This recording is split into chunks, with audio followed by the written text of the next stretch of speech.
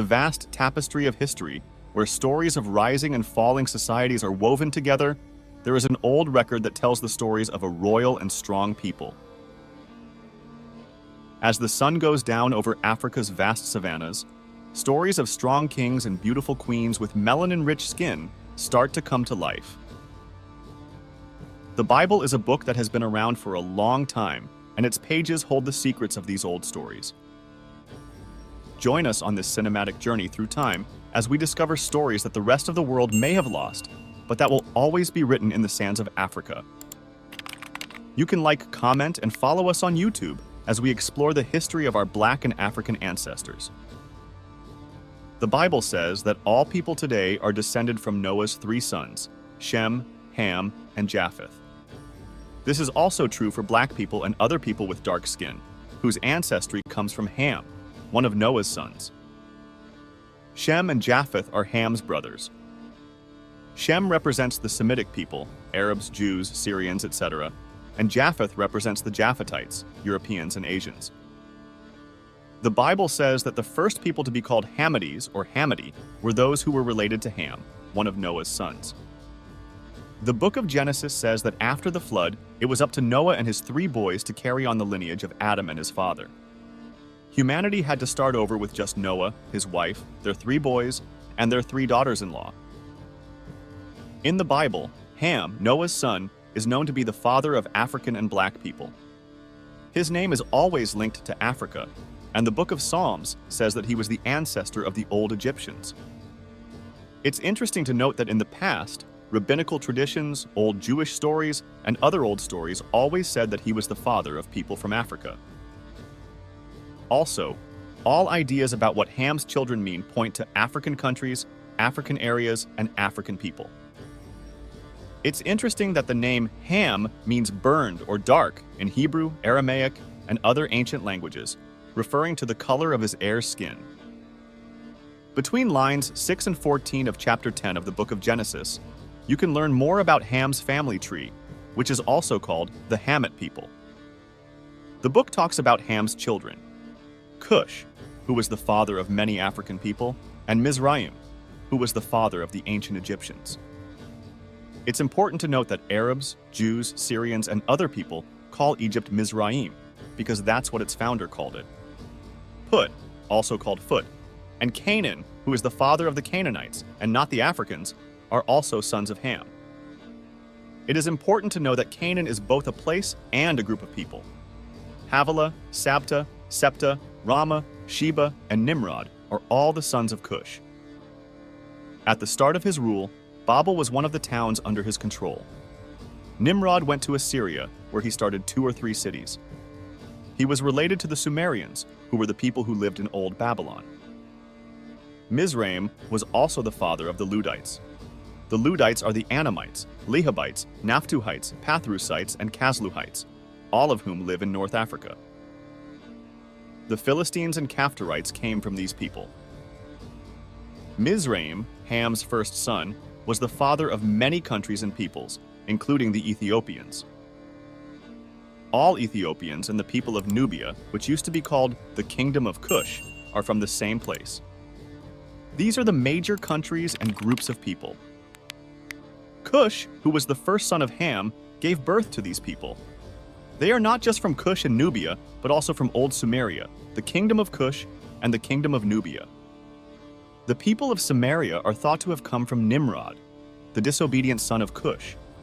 People from South India, including those who were born there, are thought to be of Cush descent, as are a lot of people from other parts of Africa, like Malians, Eritreans, Kenyans, Congolese, and Bantus from Gabon. In the Bible, the word Cush is often linked to Ethiopia, Sudan, and Africa. The word Cush means Ethiopia or black in its original language. Canaan and Mizraim, or Mizrahi, were also his children. Mizrahi is thought to be the ancestor of the old Egyptians and many people in North Africa, like the dark-skinned Tuaregs and the Berbers. All Semitic people, like the Arameans, Arabs, and Israelites, call Egypt Mizraim. This is a very interesting fact.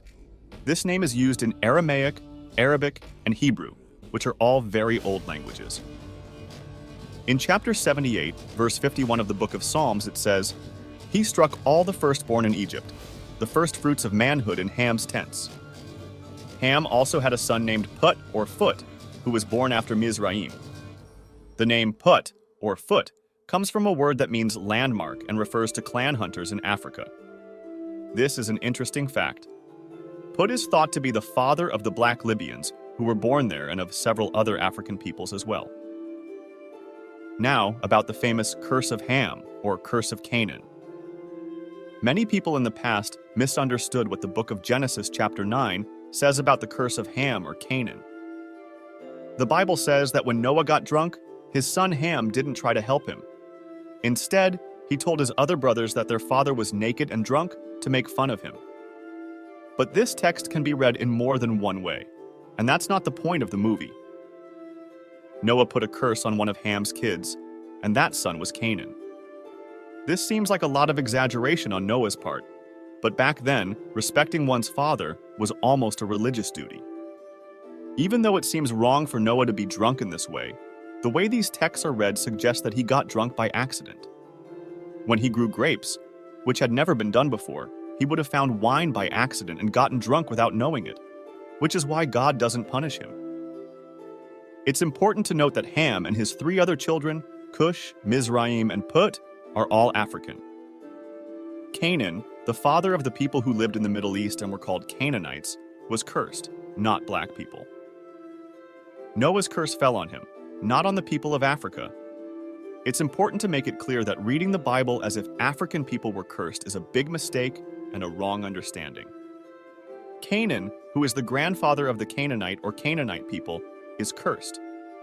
We know that Ham is the grandfather of everyone in Africa and South India, and since he was born before the flood, he lived a very long time. He lived a lot longer than most people and was able to see the 5th and 6th generations of his family and ancestors.